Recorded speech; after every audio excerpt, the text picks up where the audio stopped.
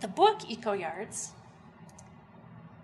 I wrote that in 2007, 2008, 2009, and it was just reissued this year by New Society Publishers. It's being distributed around the world.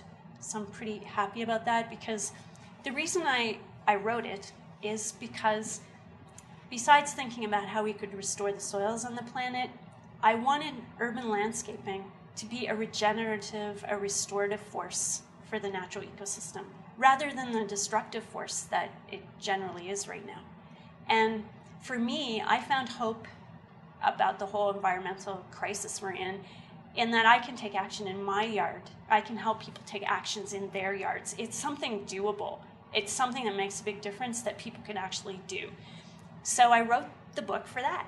And my vision is where urban yards and boulevards and parks are real oases that are eco-friendly and healthy and beautiful. So we can have native plants. We'll be banking the genetic diversity that's being lost as we lose species in the wild.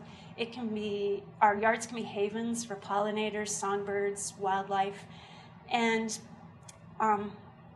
they can be good for the planet. We can use sustainable materials and be restoring the soils.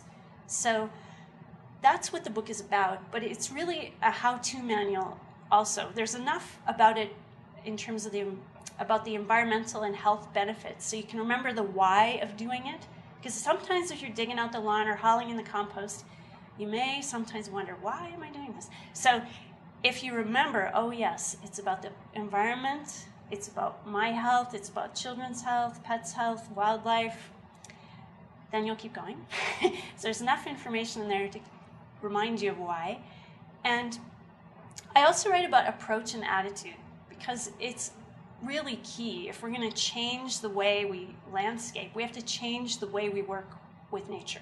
So right now, the conventional way, and convention is only about 50 years old, like pretty much after the Second World War, people start landscaping gardening differently. It's warrior. It's like, I'm going to war against the weeds, battle against the pests, control nature, fight the weather, and it doesn't work. I mean, lately there's been an ad on television, some guy trying to dig out his dandelions. He's not very competent, and then the superhero spray guy comes in, right? So it's a war, and it doesn't work. So I thought about a role model or an approach that would be different. I call it the gardener archetype. And the role model that I use is the character Dickon in The Secret Garden, the children's book and movie. And he's the one who grew up on the moors and spoke with the crows and knew all the flowers and plants, and he was really gentle and kind. He worked with nature and allowed a bit of wildness. So there's a chapter all about that, thinking about your approach and your attitude of working with nature. And then the rest of the book is all how-tos. So part of it is how to have an eco-friendly lawn, how to work with weeds and insects, how to cover your lawn with newspaper and have shrubs and trees and flowers instead, how to grow vegetables, how to make compost and compost tea, how to work with water.